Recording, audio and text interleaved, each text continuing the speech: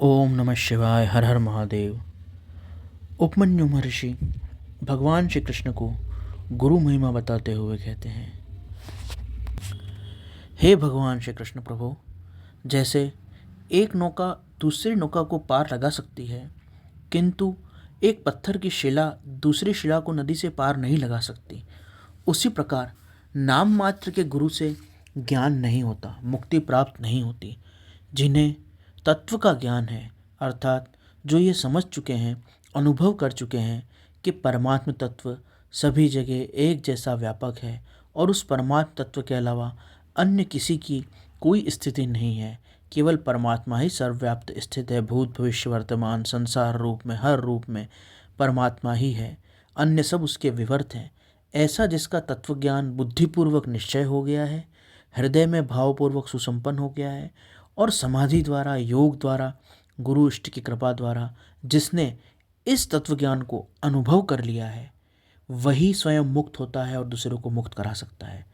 जो तत्वहीन है, अर्थात जिसे इस तत्व का ज्ञान वास्तविक बुद्धि रूप में, अनुभव रूप में और समाधि और ज्ञान के रूप में नहीं हुआ है, उसे बोध ही नहीं हुआ, तो वो कैसे किसी दूसरे को बोध करवाएगा और उसे स्वयं कैसे आत्मा का स्वरूप समझ में आएगा और आत्मा का अनुभव होगा। जो आत्मा के अनुभव से शून्य है, अर्थात जिसने अपने आत्म स्वरूप को नहीं जाना, जो ये नहीं जानता कि मेरा जो आत्मा है, मेरी जो चेतना है, वही चैतन्य शक्ति ब्रह्मा विष्णु रुद्र शिव में है, वही चैतन्य शक्ति जल की तरलता का कारण है, सूर्य की प्रकाश का कारण है, अग्नि में उष्णता भी उस चैतन्यता से ही है। जो चैतन्य तत्व मेरे हृदय में धड़कन दे रहा है, आँखों में देखने की शक्ति दे रहा है, वह चींटी में भी चलने की शक्ति दे रहा है, हाथी में भी जीवन की शक्ति दे रहा है और देवी देवता ब्रह्मा विष्णु महेश में भी अपने अपने बड़े छोटे महान और शुद्र कार्य करने की शक्ति दे रहा है। वह तत्व सर्वत्र एक ही है और उस तत्व, उस शिवत्व के अलावा अन्य कोई भी तत्व है नहीं, सब उसका ही विवर्त है। जिसे यह ज्ञान का अनुभव नहीं हुआ है, वह पशु है और कोई एक पशु किसी दूसरे पशु को कैसे मुक्त करा सकता है? जो पशुता से मुक्त हो गया है, वही दूसरे पशु को मुक्त करा सकता है। अतः तत्वज्ञ पुरुष ही मुक्त हो सकते हैं, मोचक हो सकते हैं, अज्ञानी नहीं।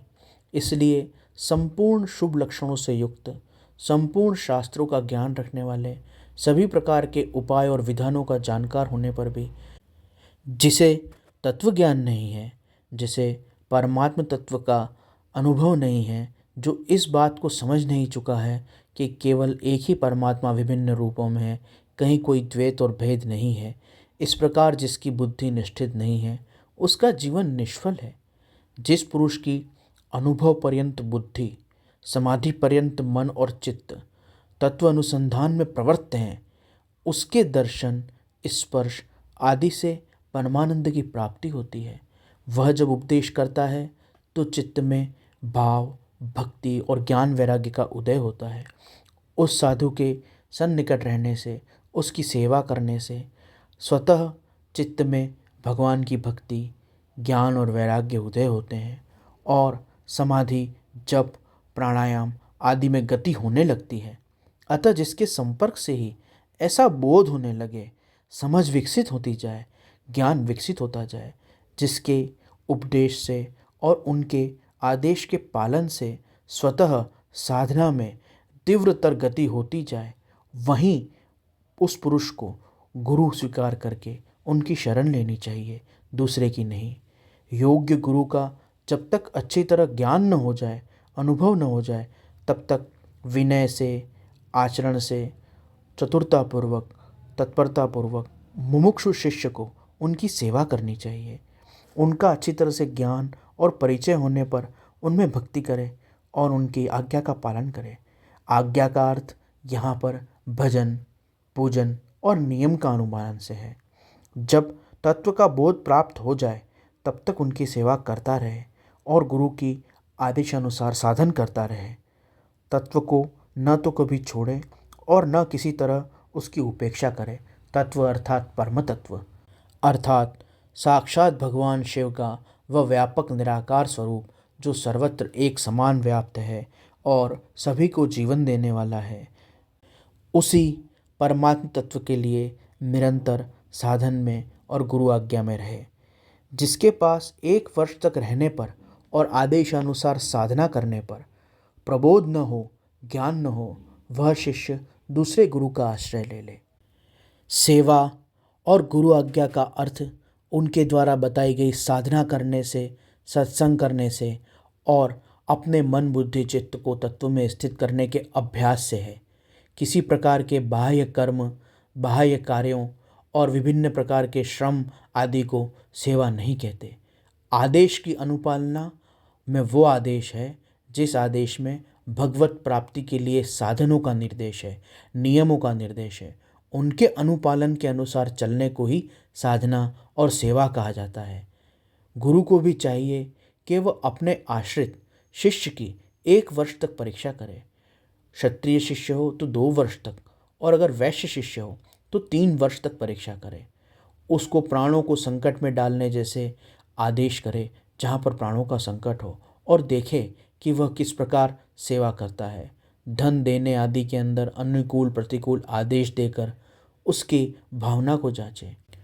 उससे विभिन्न प्रकार के छोटे बड़े कामों में नियुक्त करके उसके धैर्य की, सहनशीलता की परीक्षा करें। गुरु के तिरस्कार आदि करने पर भी जो विषाद नहीं करता, जो संयमी शुद्ध रहता है, उसी को भगवान शिव के मंत्र और ज्ञान को देने का विधान है।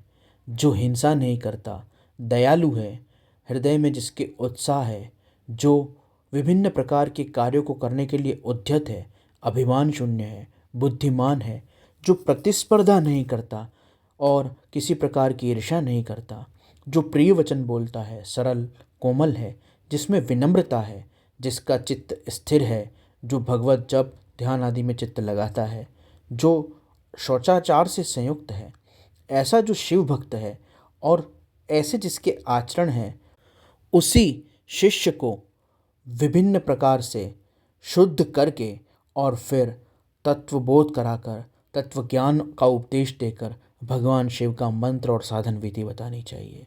यह शास्त्रों का निर्णय है।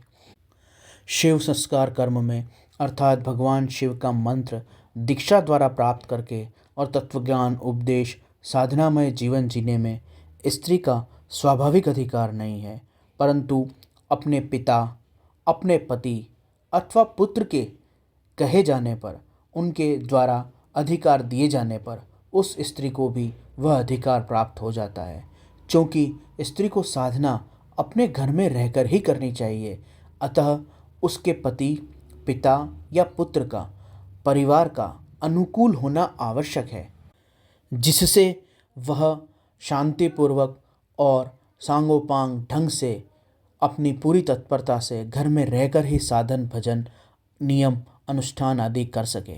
अगर स्त्री अपने साधन भजन नियम के लिए घर का त्याग कर देगी, अपने पिता से, अपने पति से, अपने पुत्र से या अपने घर की सुरक्षा से अलग हो जाएगी, तो उसके लिए बाह्य वातावरण में, जहाँ पर अशोभनीय वातावरण भी है, अशोभनीय लोग भी हैं, वहाँ पर साधन भजन करना बहुत कठिन हो जाएगा और उसके भ्रष्ट होने की अधिक संभावना होगी।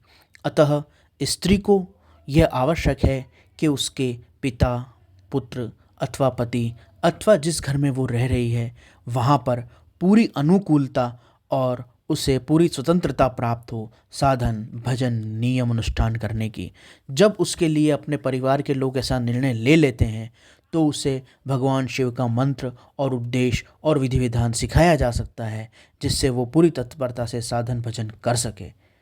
जो पतित लोग हैं, जो पापी हैं, जिन्होंने अपने आचरण को भ्रष्ट कर रखा है, जिनमें सुधार की कोई संभावना नहीं, ऐसे नीच, पतित, वर्ण संकर, शूद्र आदि के लिए भगवान शिव की इस संस्कार दीक्षा आदि का विधान नहीं है। यदि वे भगवान शिव में भक्ति रखते हैं और भगवान शिव की भक्ति में रहकर वो अपने आप को शुद्ध करने के लिए, अपने आचरण और व्यवहार को उन्नत करने के लिए तत्पर हैं, तब उनकी परीक्षण करके उनकी भगवान शिव में भक्ति नियम निष्ठा देखकर भगवान शिव के चरणामृत को प्रदान करके उनको भी इस मार्ग में नियोजित किया जा सकता है। परंतु पहले उन्हें भक्ति निष्ठा द्वारा अपने आचरण अपने गुणों को पूरी तरह प्रमाणित करना होगा। उनके अंदर दया, अहिंसा, उत्साह, अभिमान शून्यता, स्पर्धा रहित होना, प्रिय वचन बोलना, सरल कोमल विनम्र होना, सुस्थिर चित्त, पवित्रता आदि शिव भक्ति आदि गुणों से उनको युक्त होकर, विषाद रहित होकर, सहनशील होकर भगवान की भक्ति में अपने को उन्नत करना होगा। क्योंकि भगवान की भक्ति और शरणागति का अधिकार सभी को है, अतः किसी के लिए कोई रोक नहीं है, परंतु उसके लिए उचित आचरण, उचित व्यवहार और आवश्यक सद्गुणों द्वारा स्वयं को संपन्न करना, स्वयं को उन्नत करना, साधन में, भजन में, नियम में नियोजित करना पहले आवश्यक है।